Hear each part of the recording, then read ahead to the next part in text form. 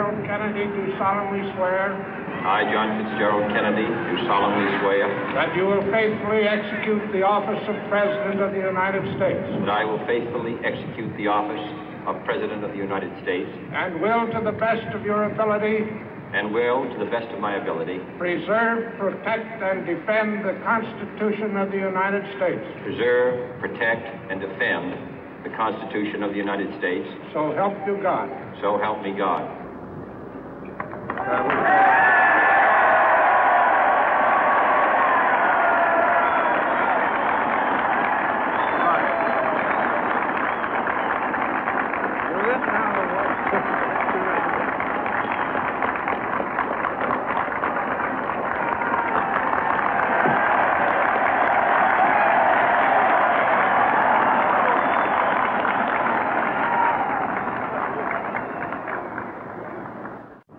Vice President Johnson, Mr. Speaker, Mr. Chief Justice, President Eisenhower, Vice President Nixon, President Truman, Reverend clergy, fellow citizens. We observe today not a victory of party, but a celebration of freedom, symbolizing an end as well as a beginning, signifying renewal as well as change. For I have sworn before you and Almighty God the same solemn oath our forebears prescribed nearly a century and 3/4 ago.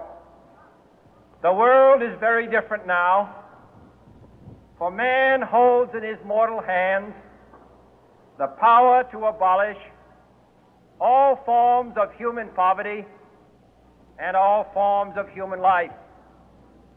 And yet the same revolutionary beliefs for which our forebears fought are still at issue around the globe. The belief that the rights of man come not from the generosity of the state, but from the hand of God. We dare not forget today that we are the heirs of that first revolution. Let the word go forth from this time and place to friend and foe alike that the torch has been passed to a new generation of Americans born in this century, tempered by war, disciplined by a hard and bitter peace, proud of our ancient heritage, and unwilling to witness or permit the slow undoing of those human rights to which this nation has always been committed and to which we are committed today at home and around the world.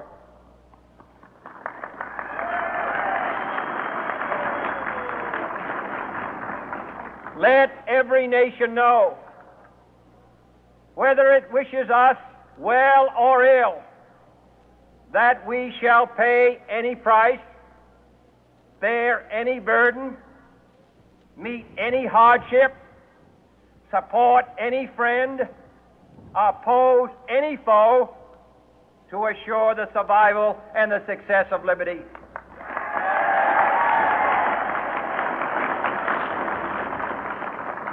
This much we pledge and more. To those old allies whose cultural and spiritual origins we share, we pledge the loyalty of faithful friends. United, there is little we cannot do in a host of cooperative ventures. Divided, there is little we can do, for we dare not meet a powerful challenge at odds and split asunder. To those new states whom we welcome to the ranks of the free, we pledge our word that one form of colonial control shall not have passed away merely to be replaced by a far more iron tyranny.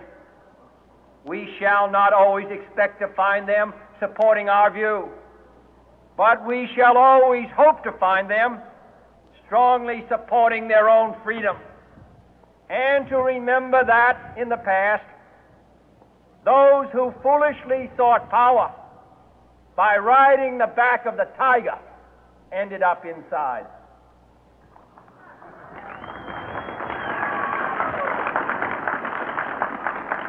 To those people in the huts and villages of half the globe struggling to break the bonds of mass misery, we pledge our best efforts to help them help themselves for whatever period is required, not because the communists may be doing it, not because we seek their votes, but because it is right.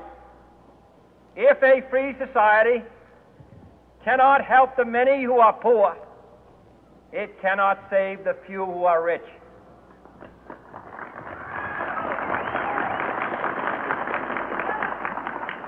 To our sister republics south of our border, we offer a special pledge to convert our good words into good deeds, in a new alliance for progress, to assist free men and free governments in casting off the chains of poverty.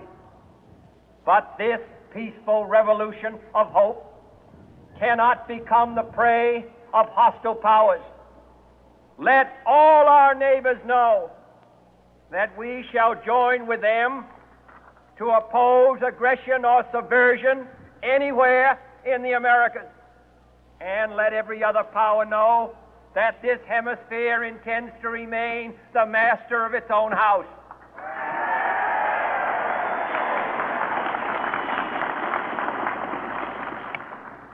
To that world assembly of sovereign states, the United Nations, our last best hope, in an age where the instruments of war have far outpaced the instruments of peace, we renew our pledge of support to prevent it from becoming merely a forum for invective, to strengthen its shield of the new and the weak, and to enlarge the area in which its writ may run. Finally, to those nations who would make themselves our adversary, we offer not a pledge, but a request that both sides begin anew the quest for peace. Before the dark powers of destruction, unleashed by science, engulf all humanity in planned or accidental self-destruction, we dare not tempt them with weakness, for only when our arms are sufficient beyond doubt can we be certain beyond doubt that they will never be employed. But neither can two great and powerful groups of nations take comfort from our present course, both sides overburdened by the cost of modern weapons, both rightly alarmed by the steady spread of the deadly atom, yet both racing to alter that uncertain balance of terror that stays the hand of mankind's final war. So let us begin anew, remembering on both sides that civility is not a sign of weakness, and sincerity is always subject to proof. Let us never negotiate out of fear, but let us never fear to negotiate.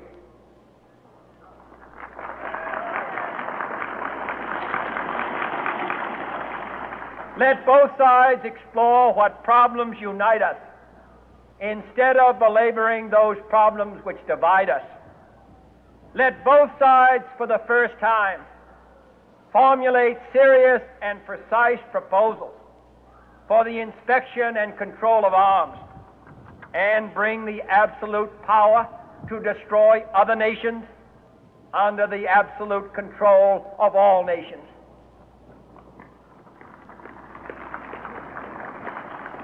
Let both sides seek to invoke the wonders of science instead of its terrors. Together, let us explore the stars, conquer the deserts, eradicate disease, tap the ocean depth, and encourage the arts and commerce. Let both sides unite to heed in all corners of the earth the command of Isaiah to undo the heavy burden and let the oppressed go free. And if a beachhead of cooperation may push back the jungle of suspicion, let both sides join in creating a new endeavor, not a new balance of power, but a new world of law, where the strong are just and the weak secure and the peace preserved. All this will not be finished in the first 100 days, nor will it be finished in the first 1,000 days, nor in the life of this administration, nor even perhaps in our lifetime on this planet. But let us begin.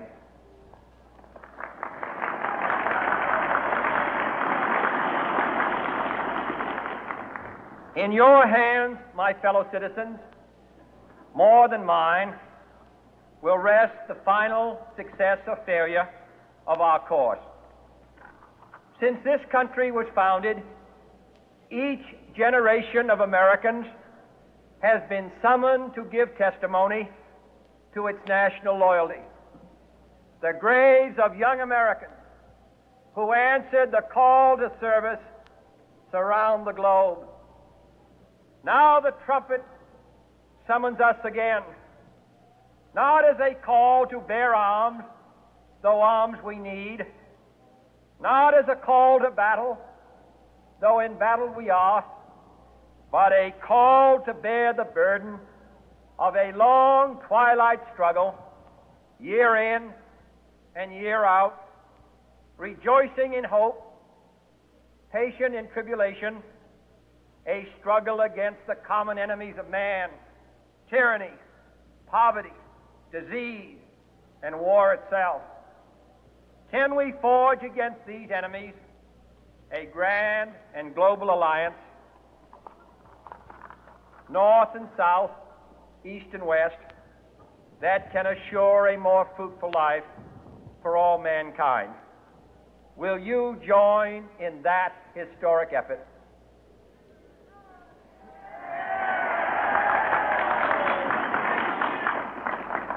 In the long history of the world, only a few generations have been granted the role of defending freedom in its hour of maximum danger. I do not shrink from this responsibility. I welcome it.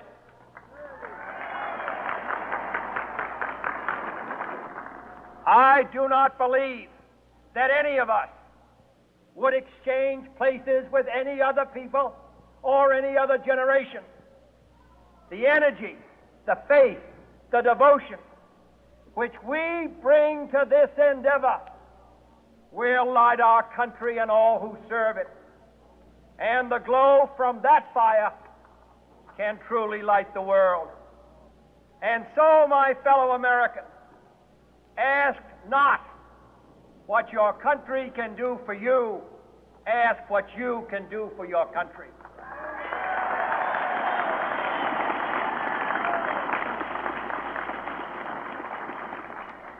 My fellow citizens of the world, ask not what America will do for you, but what together we can do